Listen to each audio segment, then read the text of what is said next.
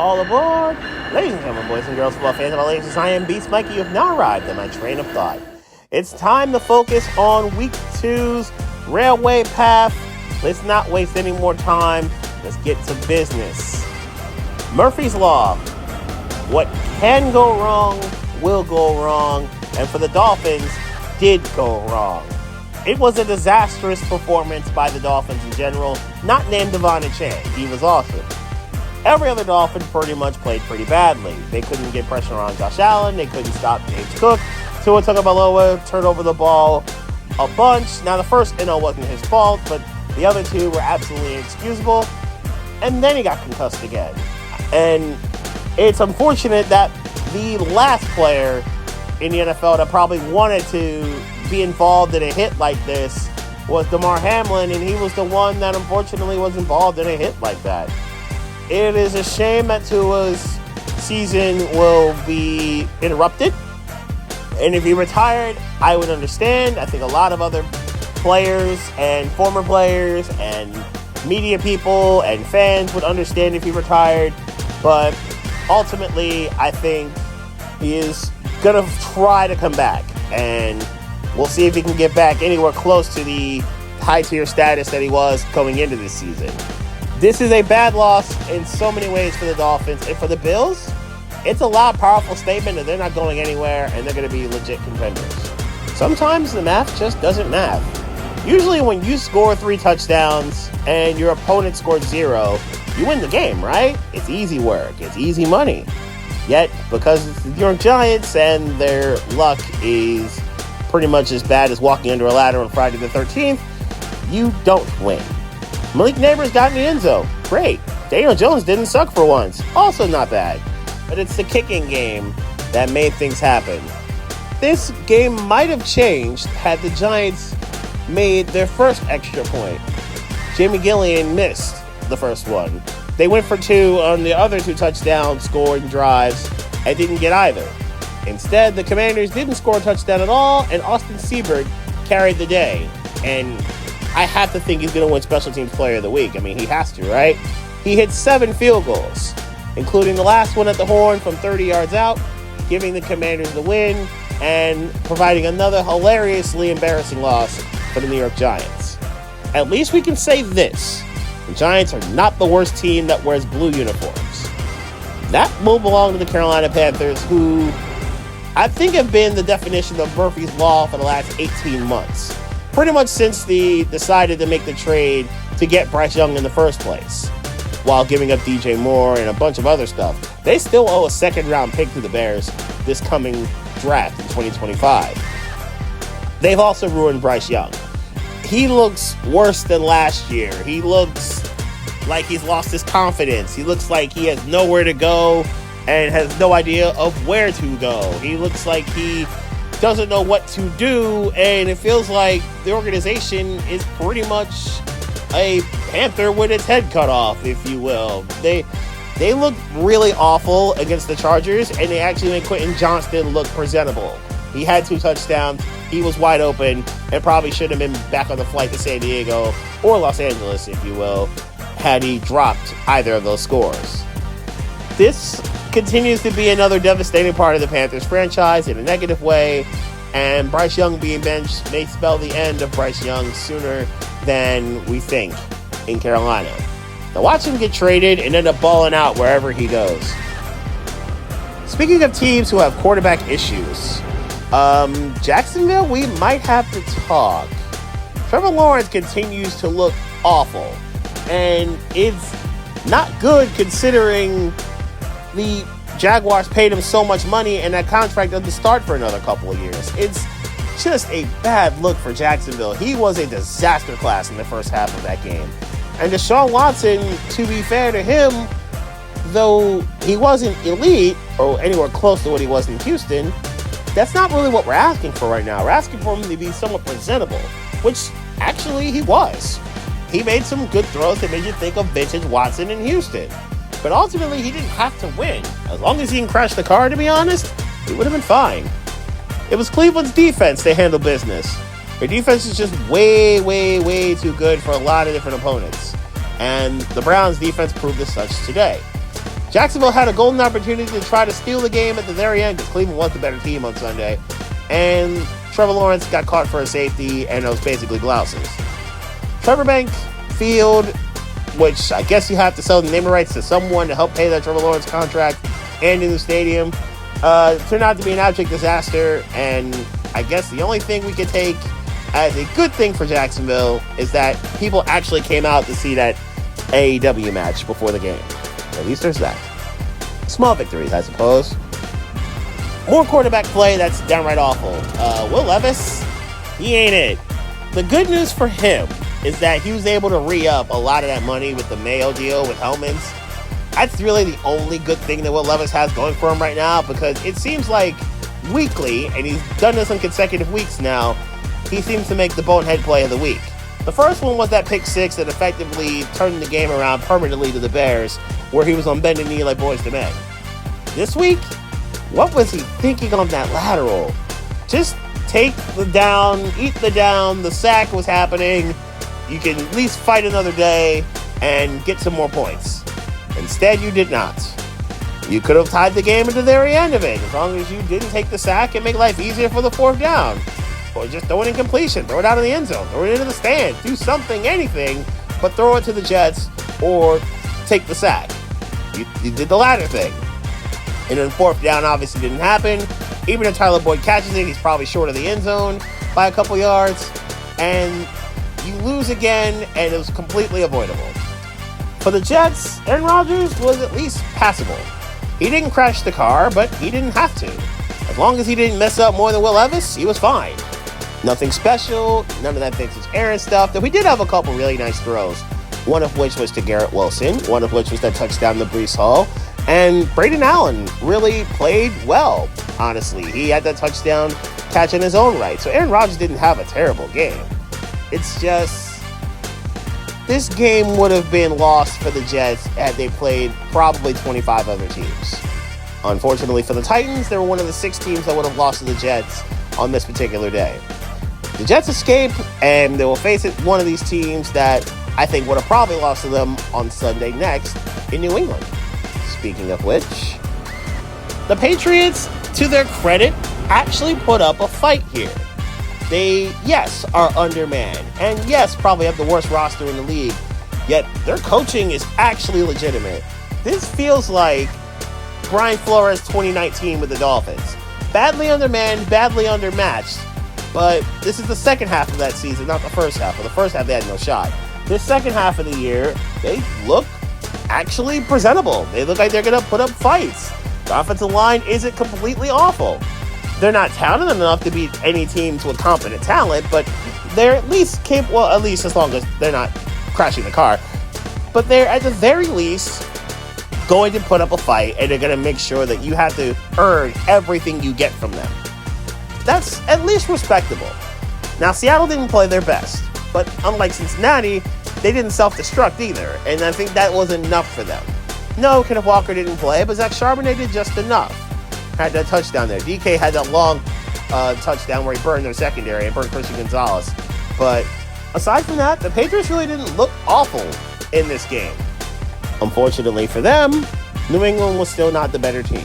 Seattle survives and advances and escapes, and they're 2-0 against two of, I would say, the 6 worst teams in the NFL. But as they say, it's sometimes not how, but how many. And how many wins do the Vikings have? 2. Minnesota may not be completely trash or hopeless. Sam Darnold looks pretty efficient and effective. He's really made things happen, and Justin Jefferson's special and will continue to make life easy for a lot of people. Aaron Jones is still efficient, though that fumble at the goal line was not great. To be fair to him, it wasn't his fault. Fred Warner was in God mode and almost single-handedly kept the Niners in this game. He did everything he could. The NO he got, the fumble I just talked about where he saved a touchdown, and tried his hardest to keep a Niners team that's losing people left and right afloat. But ultimately, Brock Purdy wasn't the Purdy that you want him to be or need him to be, considering the IR stint for Christian McCaffrey and the time that's going to be missed by Deebo Samuel. Samuel at least had a big day. George Kittle also had a big day. It's just wasn't quite enough to beat the Vikings, and that's impressive on Minnesota's end. Maybe Minnesota has some hope. In a division that I thought was a 3-team race that the Vikings were a distant 4th in, they got some hope perhaps in Minneapolis.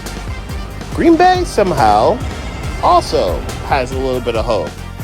Malik Willis, maybe after getting some structure, maybe after going to a place that knows what they're doing and finding a coach who's very competent at teaching quarterbacks how to get busy, wasn't awful for the first time in his career. He actually threw a touchdown pass, which is great. And the running game with Josh Jacobs has been very productive so far. Another 100-yard game. I am very concerned about Indianapolis' run defense. And that was before DeForest Buckner got hurt.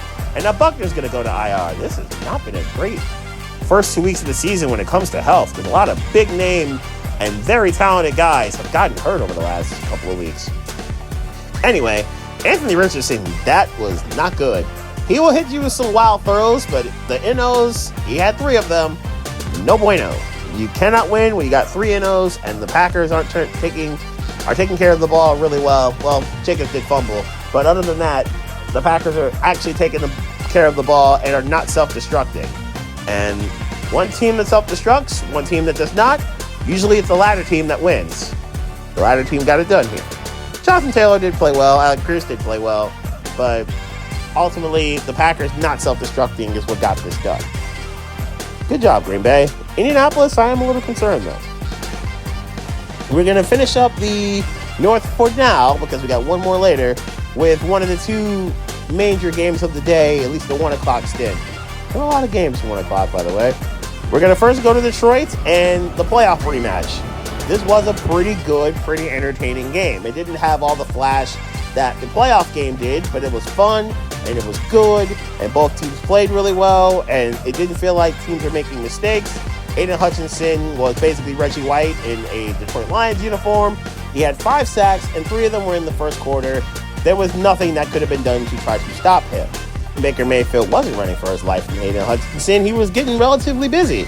And this week, it wasn't actually Mike Evans doing a lot of the damage receiving. It was Chris Godwin doing the damage. He had the long touchdown early on, and Baker continued to cook. He was efficient. He wasn't awesome like he was against the Commanders. Detroit does have a better defense, but he was at least good enough to make sure that things didn't go completely sideways. Jared Goff was not great. He threw for a bunch of yards, but the 2 minnows happened, and the Lions in the red zone were just ineffective and inefficient. It just did not work for Detroit.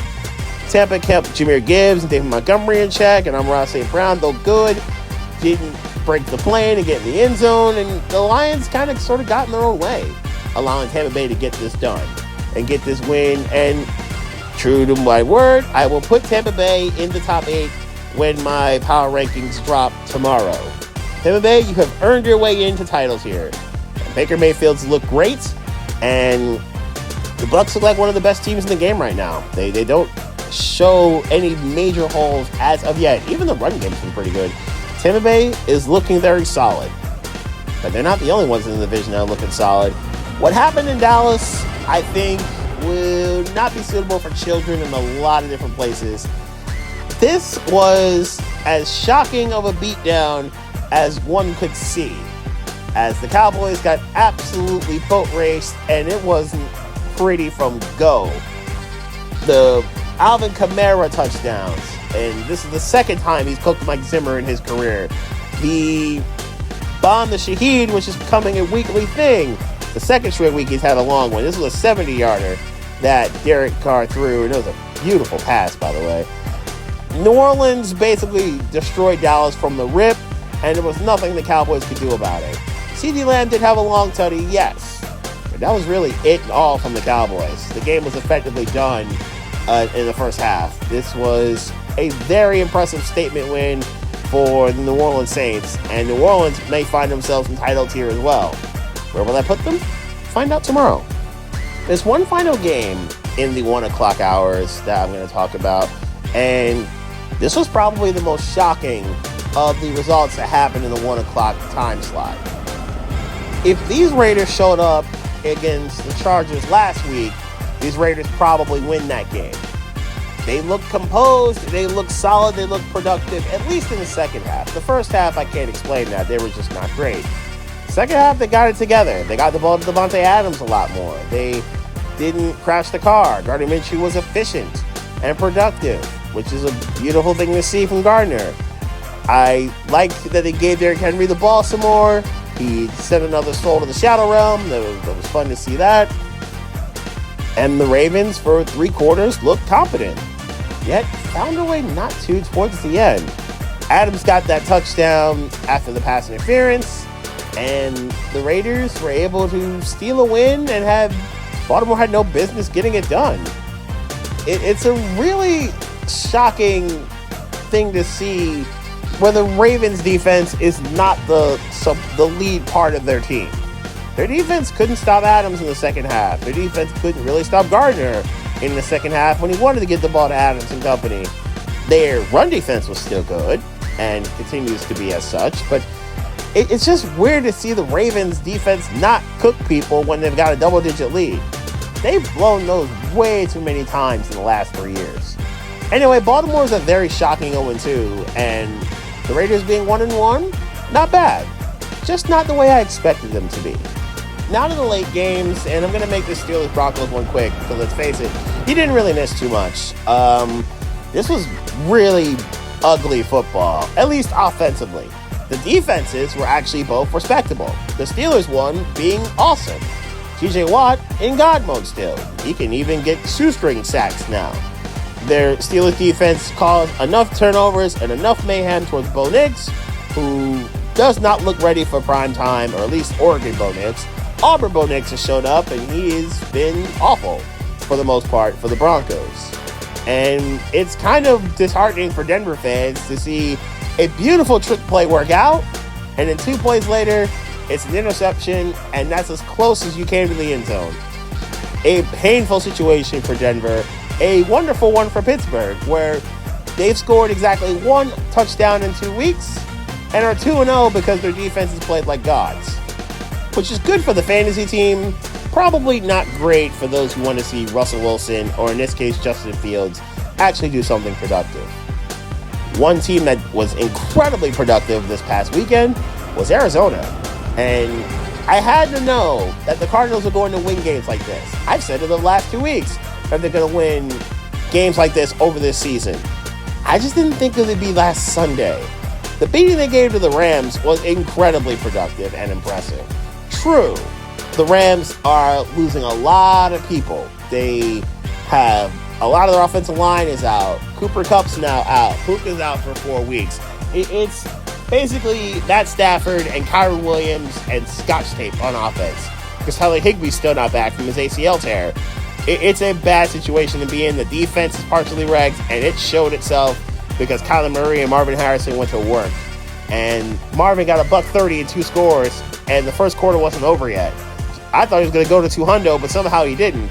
James Conner cooked as well. Kyler was 2020 Kyler in his bag.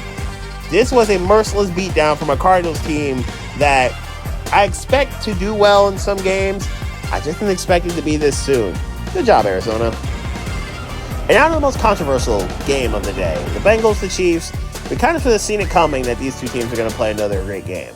To be honest, the Bengals were the better team for a lot of it.